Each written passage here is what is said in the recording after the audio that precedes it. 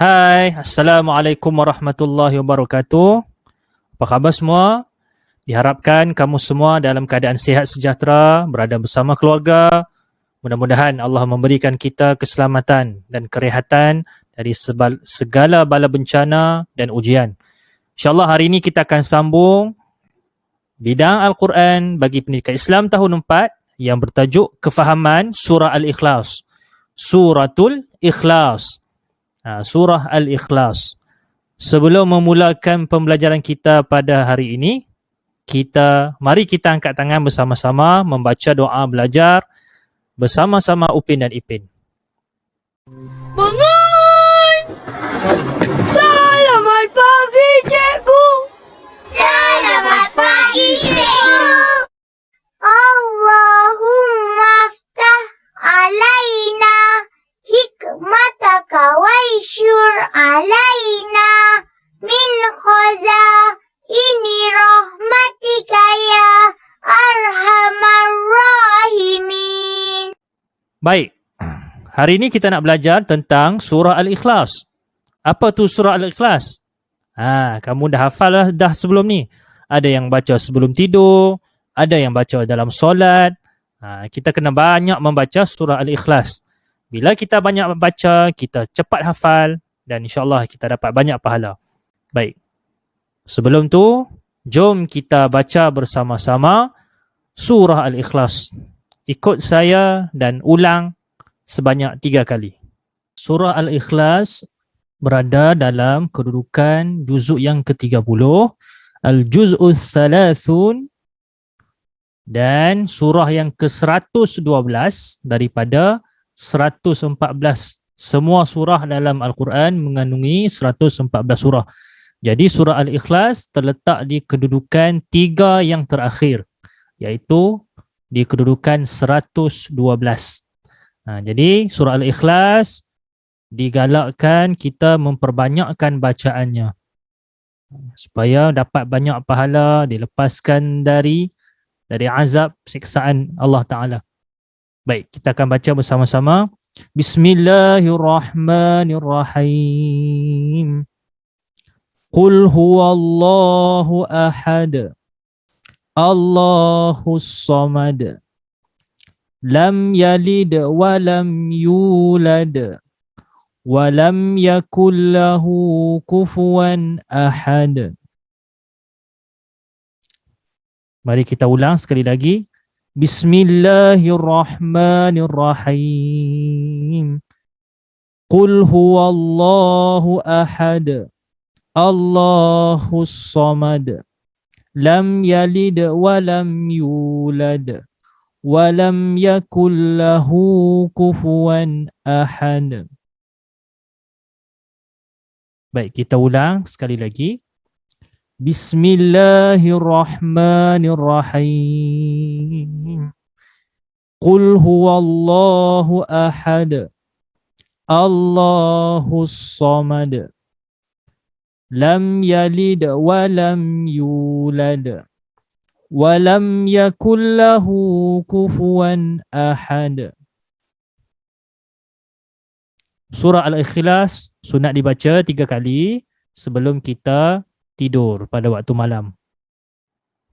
Baik, surah Al-Ikhlas ada berapa ayat? Ada berapa ayat surah Al-Ikhlas? Kita tengok yang pertama. Bismillahirrahmanirrahim. Qul huwallahu ahad. Itu yang pertama. Yang kedua, Allahus samad. Yang kedua, Allahus samad. Yang ketiga, lam yalid wa lam yulad. Lam yalid wa lam yulad. Itu yang ketiga. Yang terakhir, wa lam yakul lahu kufuwan ahad. Yang keempat iaitu wa lam yakul lahu kufuwan ahad. Jadi ada berapa ayat dalam surah Al-Ikhlas? Ada 4 ayat. Qul huwallahu ahad. Allahus samad. Lam yalid wa lam yulad. Wa lam yakul lahu kufuwan ahad. Pendek saja kan? Tapi kita kena faham. kita kena hafal yang pertama. Yang kedua, kita kena tahu berapa ayat. Yang ketiga, kita nak tahu apa maksud 4 ayat tu. Dan yang keempat, kita nak tengok pengajaran di sebalik maksud keempat-empat ayat dalam surah Al-Ikhlas. Baik, jadi surah Al-Ikhlas mengandungi 4 ayat. Cuba baca balik ayat yang pertama. Kita baca semula. Yang pertama, Qul huwallahu ahad. Okey, ulang semula yang pertama. Qul huwallahu ahad. Baik. Apakah ayat yang kedua? Sambung. Allahus samad. Sekali lagi. Allahus samad. Ulang balik. Allahus samad. Baik, ayat yang ketiga. Lam yalid wa lam yulad. Semula. Lam yalid wa lam yulad. Yang terakhir. Wa lam yakul lahu kufuwan ahad. Ayat yang keempat, yang terakhir. Semula. Lam yalid. Ayat yang terakhir, ayat yang keempat. Walam yakul lahu kufuwan ahad. Jadi surah Al-Ikhlas mengandungi 4 ayat. Kita dah hafal, kita dah baca. Selepas ini kita akan tengok apa maksud dan pengertian dia. Baik, soalan saya yang seterusnya. Di manakah surah Al-Ikhlas diturunkan? Agak-agak di mana turun? Mestilah berdekatan dengan Rasulullah SAW tinggal. Jadi Rasulullah SAW banyak bergerak di antara Mekah dan Madinah. Sepanjang Nabi berdakwah 23 tahun itu, Nabi bergerak banyak di antara Mekah dan Madinah. Ya, dan tempat-tempat yang lain. Ya, baik, jadi soalan ini, di manakah surah Al-Ikhlas diturunkan? Boleh kamu jawab? Ya, surah Al-Ikhlas diturunkan di Mekah. Di Mekah, di Makkatul Mukarramah, tempat orang menunaikan haji kan. Ada mak ayah kita dah pergi haji ataupun dah pergi umrah. Ada nenek kita pergi umrah ke, atuk kita pergi haji ke. Jadi surah Al-Ikhlas diturunkan di Mekah. Diberikan wahyu surah Al-Ikhlas ketika Nabi SAW berada di kota Mekah. Baik. Seterusnya kita nak tengok apa dia pengajaran yang kita boleh belajar daripada surah Al-Ikhlas. Sebelum kita nak belajar tentang pengajaran daripada surah Al-Ikhlas, kita mesti tahu dulu apa maksud 4 ayat tadi. Apa 4 ayat tu? Cuba ulang balik. Qul huwallahu ahad, Allahus samad, lam yalid wa lam yulad wa lam yakul lahu kufuwan ahad. 4 kan? Jadi kita nak tengok maksud dalam surah Al-Ikhlas. Baik, jadi surah yang pertama, maksud yang pertama, ayat yang pertama surah Al-Ikhlas, kita baca dulu. Bismillahirrahmanirrahim. Qul huwallahu ahad. Qul huwallahu ahad. Katakanlah. Katakanlah, itu adalah perintah daripada Allah kepada Nabi Muhammad SAW. Kerana wahyu diturunkan kepada Nabi Muhammad SAW. Jadi Nabi Muhammad SAW disuruh menyebut, katakanlah, wahai Muhammad, katakanlah Allah itu Esa. Esa tu apa? Esa tu satu. Esa. Tak boleh potong. Tak boleh jadi 2, tak boleh jadi banyak, tak boleh potong separuh. Tak boleh.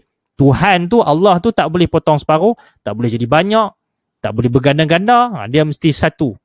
Allah itu satu, kita panggil dia Esa. E-S-A. E-E-S-A, Sa. Esa. Dalam tulisan Jawi kita tulis sebagai alif, sin, alif.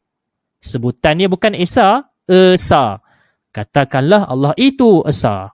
Allah itu satu. Jadi Nabi Muhammad SAW pun mengajar umat dia, mengajar kita, katakanlah Allah itu satu. Allah itu Esa. Satu saja Tuhan kita sembah. Soalan saya, apa jadi kalau ada banyak Tuhan? Apa jadi kalau ada banyak ketua, ada banyak Perdana Menteri? Jadi dunia ni akan huru-hara. Satu Tuhan nak buat kepala 4, satu Tuhan nak buat 5 kepala. Jadi Tuhan-Tuhan pun bergaduh lah. Habislah kita punya alam ini. Jadi ketua itu ataupun semuanya di bawah perintah Allah Ta'ala. Jadi katakanlah Allah itu esa. Allah itu satu. Allah saja yang menciptakan segala-galanya. Menciptakan pokok, bumi, manusia, binatang, alam tumbuhan. Jadi kita kata, Qul huwallahu ahad. Katakanlah Allah itu satu. Allah itu esa. Baik, kita tengok ayat yang kedua. Kita baca, Allahus samad. Allahus samad. Allahus samad. Jadi, maksud yang kedua, Allah adalah tempat tumpuan sekalian makhluk. Allah As-Samad.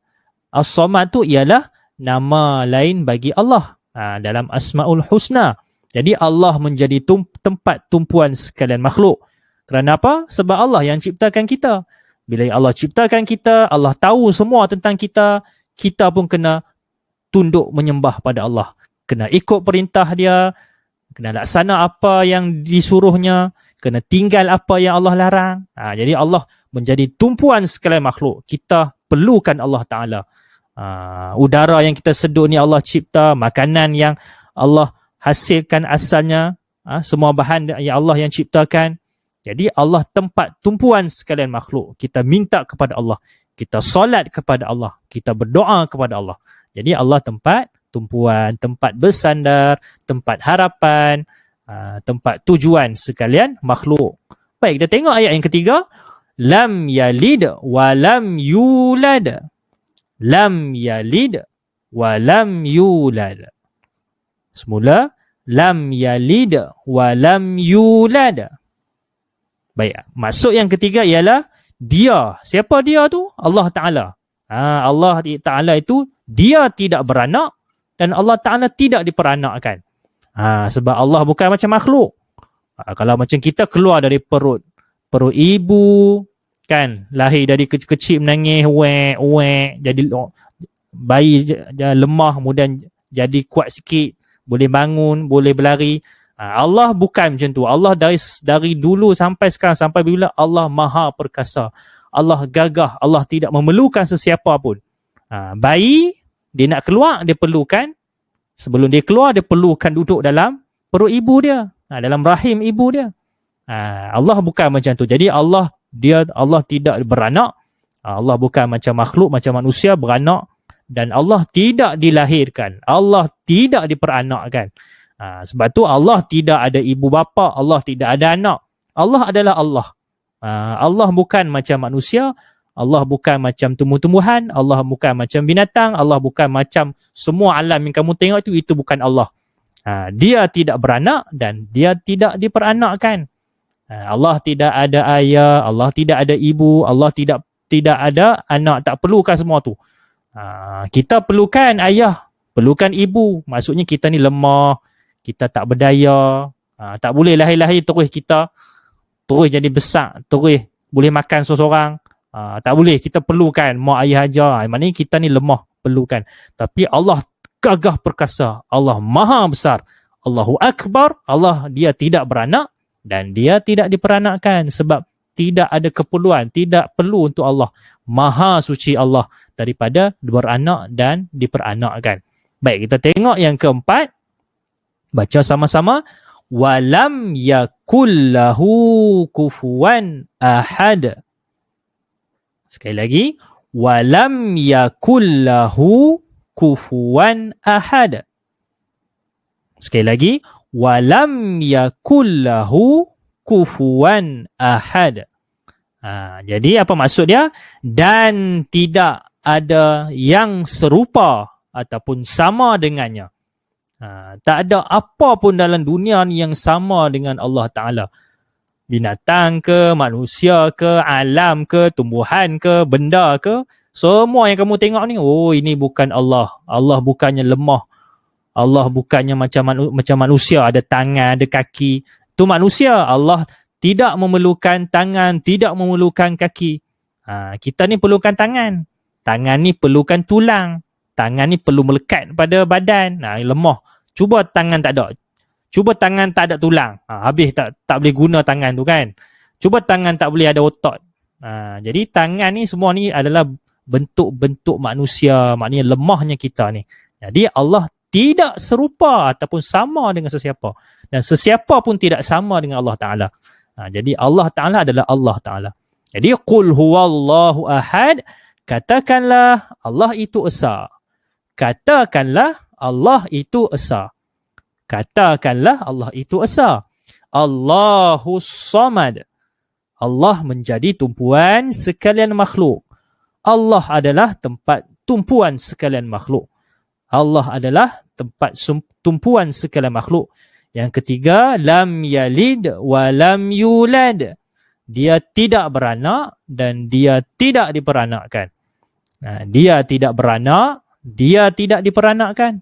Dia tidak beranak dan tidak diperanakkan. Dan yang terakhir, walam yakullahu kufuwan ahad. Dan tidak ada apapun yang serupa ataupun sama dengannya, sama dengan Allah.